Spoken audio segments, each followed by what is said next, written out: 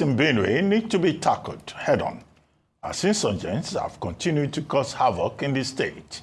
This week, suspected armed herders invaded two communities in Gwe West and Akpa local government areas of Benue State, killing no fewer than 43 people.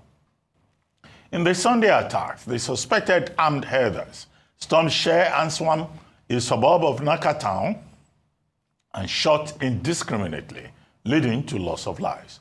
The insecurity in the state has prompted the Chief of Army Staff, Lieutenant General Olufemi Oluyede, to temporarily relocate to Makurdi, the Benue State capital, due to the incessant killings of innocent villagers by herders and militia groups. Further findings revealed that the Army Chief also ordered the deployment of more troops to the state to give the militia and other armed groups terrorizing the people the butt of their lives. Joining us on this show this morning to discuss the security situation, the presence of the military chief, and partnership with the state government to help their fight against the insurgents in the state is Omale Oga Matthew, Commissioner for Power and Transportation, Benue State. Welcome to the morning show, Mr. Matthew. Good to have you here. Yeah, good morning to you, Mr. Abati, and your team at the studio. Good morning. Thank you very much indeed. Good morning, Nigeria, and it's nice having this interface with us again. Well, very quickly, I mean, if you could just, as a person on the ground, they say, there's the man who is in the arena that feels it. Could you just give us again, a description of the crisis that the people of Benue State are facing as a result of these incessant killings? And what you think of the relocation of the Chief of Army Staff to the theater of action to provide leadership, inspire confidence, and build trust among the people. He has been there now for a few days. Any difference? All right. Let me say a very big thank you for this time out and the opportunity to us, the good people of Benue State, the government of Benue State, ably led by His Excellency Dr. Hyacinth Yoniam Alia, who is steering the ship and managing the entire situation, including that of insecurity in Benue State. My name is Honorable Barrister Omale, Commissioner for Power, Renewable Energy and Transport. Incidentally, from Akpa local government, one of the two local government that was hit in this last attack by these invaders. Again, it is correct that the state of insecurity predates this administration of Hyacinth Yoniam. We have lived with them, we have lived with this in recent times, and at the time we came in laboriously, the government of Hyacinth Yoniam has been able to manage the situation and bring it to a very minimal level, notwithstanding the incessant incidents as recorded, even that of the recent one involving Naka in a community in Ediku, in Akpa local government, respectively. The states of insecurity in the states before the assumption of office of His Excellency then will have a flashpoint of about Nasi assumed the throne of leadership in Benue State. He was able to assemble a team, and then being one of his core concern and contractual engagement with the people of Benue State at the time, he was asking for their mandate. He promptly see to it that the state of insecurity is brought to the barest minimal, and under his watch, we began to notice, a drop down from the 9 flashpoint to about 6 and eventually 4. And as we speak now, it's picking up because of the recent regrouping and launch of unwarranted attacks by these marauders and invaders of our lands. So far, so good. We can say that the government is on top of it. He has realigned Benue State government to the federal government, and hence we can enjoy federal government presence in Benue State, and also collaborating and partner with the Benue State government in the management of the state of insecurity that is besieging us as a people. Okay, that has led spuriously the state government to do interface with the several security formation at the national, be it at the defense headquarters, and then the national security advisor, and all other security apparatus there are in Nigeria. Okay, Mr. Matthew, and under his watch, we have also recorded... Right. I'd like to delve deeper into the inclusion of, you know, this collaboration you now have with the center, especially as you mentioned with defense headquarters, the arrival of the Chief of Army Staff, and you mentioned APA earlier, and we know that the women of APA have been protesting. Now, one of their requests in their protests is they're saying that the military should be withdrawn from their local government area and from around the vicinities. So I would love for you to unpack what are the intricacies around this issue, because you have the military coming to try and stem the tide of insecurity, but you have the women of the communities saying that the military have become complicit in some of the crimes that are happening, and they want to withdraw. So can you try and just break down what is really at play? Because these issues are conflicting to us. Oh, yes. There is no way we cannot appreciate the role of the military in managing or attempting to manage the state of insecurity that we currently experience in our states and in some of these flash points of local government, to which APA local government, my own local government, is one of the worst hit in recent time. And I confirm that the women, youths, and the entire leadership of APA local government has brought to our attention, even before the protests, a sense complexity on the side of the military, whose primary responsibility is to also protect our people, lives, and property.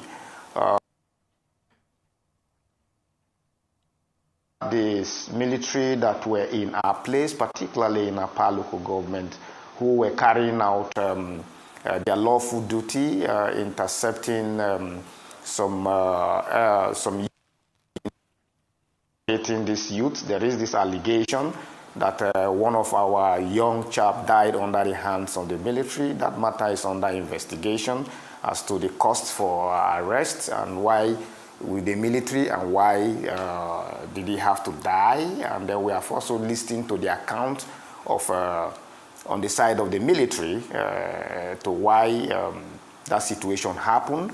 The military formation have also dispatched a troop to do investigation from Makurdi and Abuja respectively. We are still awaiting the outcome of these happenings. The youth, women of APA were all out and then pushing the position that they no longer need the presence of the military. Is at the level of their understanding of the role of the military and the desirability of having the military around in such a times. Are there complexity? Yes. Complexity, such as the case of, a young man dying under their watch. And then we had received reports from the community that there are several times that these invaders will come and a call will be put to the military, and their response will be either after these invaders must have caused havoc and have retreated, and then the military will show to help evacuate diseased and also, in some other breath, prevents the locals in the attempt to protecting their own selves in their lands. But let me use this occasion, as I agree completely with the expression of, the women and the youths of APA local government, and that seemingly is the reflection of an ordinary man around the street. We have the understanding that the presence of the military will ward off this invader, but regrettably, we kept seeing the surging of these invaders and their activities around our land, causing loss of lives and property. But again, I will not express, the true position of things without sending strong words of, condolence and appreciation to the military formation, because in the course of protecting our own land, in particular our local government, we have recorded cases where about 4 of them lost their life attempting to protect our people. There's also the politics side to it. I can't say, but I understand that they are playing their role, and all that we need to do is to bridge the gap in educating and conscientizing our people. They expect that when they come and the invaders troop into our community, they should engage them, and if not, prevent them from entering our community. That they are not seeing is the bane for which you are seeing this reaction. So we need to do some more enlightenment. We need to do some more stakeholders engagement. That will be the community as well as, the military formation, to bring to their attention again the expectation of the natives, to the extent to which we expect that they will protect and even prevent the invader in the first place from accessing our community, to causing loss of lives and property. Let's talk about the political angle to it. They say the governor's relationship with the APC has been strained. They say he doesn't agree with many APC key stakeholders in the states. They say that's one problem. That might also be affecting things. There's also the case of different local militia groups that are also operating within the states, that are having actions and counteractions. Because what we see is that a lot of the blame comes every time to headsmen. But we are also hearing that different local militia groups within the state are also fomenting violence. Can you speak to that? Can you even highlight some of these groups that you might have heard of within the state that are causing this violence? And the governor also has a strained relationship with his fellow APC members in the state. How that is also adding and fueling all of this crisis? Because there's been call in some quarters for state of emergency. All right. But we don't want to amplify those calls. There's been call in some quarters for state of emergency in the states. All right. Of course, the issue of political environment and its intricacies are very normal in the political space. And Benue State is not an exception. Politics being a game of interests that aggregates several and diverse people who have their shared interests and opinion on how things should be done, will necessarily generate some conflict or differences, as the case might be. That is what we're currently experiencing in APC in Benue State. But I can tell you and confirm to you that His Excellency the Governor of Benue State, Reverend Dr. Hyacinth Onemelia, as the leader of APC in Benue State and under his watch, has very well brought every of these interests to the table and managing it to the best of his ability. But again, as a political player and was one who have stayed around the space for a reasonable time, I can understand again that the sheer ground for this perceptional representation that the governor is not with APC in Benue State, or that is not managing APC, or APC is not under his control in the state is not a statement of truth and can never be a true representation of what we experience here in Benue State. What is accounting for this, that we can begin to hear some other players in the APC fold, largely is because they have not come to terms or realized that there is a shift in leadership and that a new sheriff is in town. APC is a party that aggregates all shades of interest, like I said, and by our structural arrangement and formation.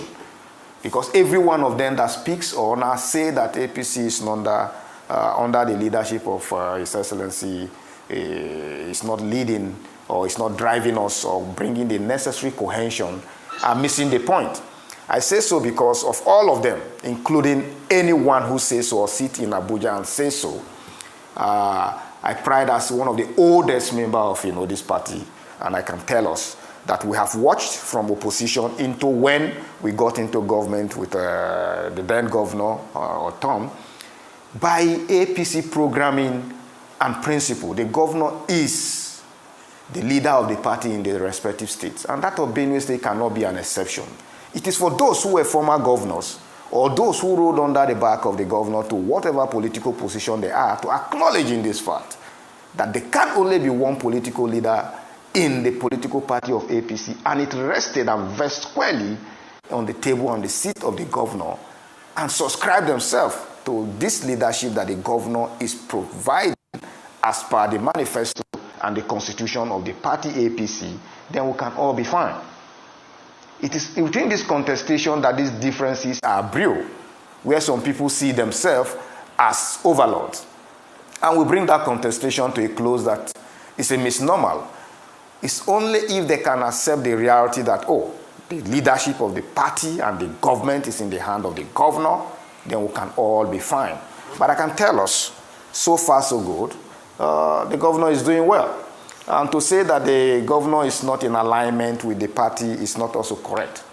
We have seen repeatedly a very cordial relationship with the governor of Benue State and the leadership of the party, the membership of the National Working Committee of our party, who are the administrator of the party, enjoy a very cordial relationship with His Excellency the Governor and the government of Benue State. This I can attest to by their visit and participation at all state program and events. And then they have also come at several and diverse times, passing a vote of confidence on the governor of Benue State, reaffirming the position of the party on His Excellency the Governor of Benue State as the leader of the party in Benue State. It is only at the point where those who are in political position, either at the Senate or at the House of Rep or at the House of Assembly, come to the terms that this is the position of the party, then we will not be having this kind of context. And again, let me quickly douse the call. Yes. Go ahead. But I want to also move to the question. Let me quickly douse the call for state of emergency. Yes, please. Yeah. So that was the call on state of emergency, on and go to the local militia group, highlight what is really happening. Because we've just been hearing headsmen, but a lot of people are saying that's not the case. And there are also local militia groups. And please, if you can do that quickly because of time. Thank you. All right, yeah. The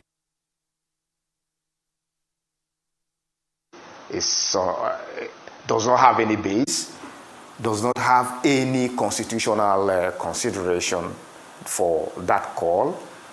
It is ill-intended, put together by those who feels that, oh, they are not, their views or their position as it used to be traditional with their attitude or understanding of governance in Benue State have shifted. The ones who are putting themselves there, if it is coming from any quarter or anybody, then that must be enemy of the state and those who do not mean well for the state. And by the way, state of emergency is not proclaimed for the call of it. We are a constitutional democratic nation. And by constitutional democracy, there are grounds for which a state of emergency can be considered and proclaimed. We will not, under our watch, or even as a people of the country, have on a willy-nilly that some group of people are not happy with a particular, or the face of a particular governor, will want to begin to hit the street and call for state of emergency. Are there grounds that can sustain the call for state of emergency in Benue State as we speak? The answer is no. Is state of emergency, declare or proclaim on the strength of, some group of people who feels are not on the scope, calling for it? And the answer is no. As a lawyer, I can tell us, if one ground for state of emergency exists in Benue State, why not? But as we speak now, there are no basis for it. The situation in Benue State is not any different, and we can see the charge and control by the executive governor of Benue State, Reverend Dr. Hyacinth Inyome earlier. Every part of the state is carrying on normally with their lawful business and duty. Are there skirmishes of attacks here and there by these invaders? Yes. Is the government alive to her responsibility? Yes. Are the three arms of government in Benue State working and functioning as a government jointly for the benefit of the people of Benue State? Yes. So then, under what score will that call be justified? I see no reason for it, and it's just to advance a not very well thought out plan and good intention for the people of Benue State, and should be disregarded ultimately by every good concerned person, including the highest of authority there are in Nigeria. And quickly, to the issue of militias and then the gathering of unscrupulous elements in Benue State, also taking part in the current situation that we find ourselves. Yes, I can tell you that, each time we have this kind of scuffle or this kind of crisis situation or insecurity in a country or in a state like Benue State, there are a whole lot of diverse representation as to what is happening. Are they militial? But I do know that long before now, there has been some activities of, unscrupulous element within the state, and that the government at diverse time has also brought them under control. We are seeing under the watch of the governor, Hyacinth Yonemelia, midwifing through the hands of the Bishop of Katsina Diocese, where those who took to armed robbery or gangster activity submitting themselves. Okay. And since that time, we record, a down throw. Okay, as we begin to round up now, we've had a good description of the problem and of the concerns. What, in your opinion, will be the solutions? We've had many committees on conflict resolution, on crisis resolution, set up over the years by successive administrations. What do you think we can do to have peace in Benue State and maybe also in the whole of that region, Plateau and all of that? What is the missing link that these conflicts are recurring? All right. Thank you, Mr. Abati. Yes, again, let me quickly, in an attempt to providing or providing solution to where we are managing the state of insecurity in Benue State, and by extension to every other part of the country in Nigeria, to douse or put the issue in perspective, that the visit of the Chief of Defense Staff to Benue State was not a relocation to Benue State, that he came on an operational visit, and upon his visit, he had a closed-door meeting with His Excellency, the Governor of Benue State, and then proceeded to also have an expanded one with the security heads, and then informed the governor and the people of Benue State that he was going to visit the scene of event to have an on-the-spot assessment of the situation. And to that, he went to Naka, and there he closed his visit. And the next day, he took his exit out of Benue State, and I can assure you that he should be in his office in Abuja as we speak, and in any other part of the country that this work takes him to. He brought goodwill and brought a message of solace and succor to the people of Benue State, and that of reassurance, of doubling the presence of his people, and also took the message of the Benue people back to his formation that, there is a need for proper orientation and engagement by the military formation in an attempt to managing the state of insecurity in Benue and in any part of the state. My quick solution, or my quick recommendation for how this situation can be managed would be that of, intensive and sincere stakeholder engagement, where truth will be put to the table and fault will be accepted by all concerned, and then there will be a reconciliation by everybody. And at the point that we are now, we cannot resolve it by, fierce engagement of one another. I can see what is termed to be a reprisal attack.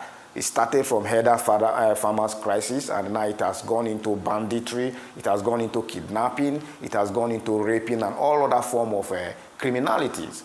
So therefore, a non-kinetic means might not necessarily bring us to a peaceful situation where all will live at peace with one another. So my recommendation would be for a sincere roundtable engagement, where protocols can be established where we can also monitor ourselves to observe these rules. All right? We are a country governed by a constitution, regulated by other international relationships that allow for movement, all right, and that allow for carrying out of, free trade by every consign. This understanding must be put on the table. It cannot be resolved by a reprisal attack, by mobilizing the headers, transforming into a gangstery group or bringing in militia to contending with the situation that we find ourselves. The government must quickly set up a table where we will sincerely speak truth to where we are. Can they carry out the business of, animal rearing? Can it be carried out or conducted in a very civilized manner? If yes, then that can be taught and the people can be schooled to understand so that we can live together as a peaceful citizen of Nigeria or that of international communities that find themselves in Nigeria for the purpose of doing business. Okay, thank you very much, Honorable Omale. Holding talks. We've had many of these talks without any results, but you recommend, more talks. We hope someday action will follow those talks and we'll get solutions. Thank you.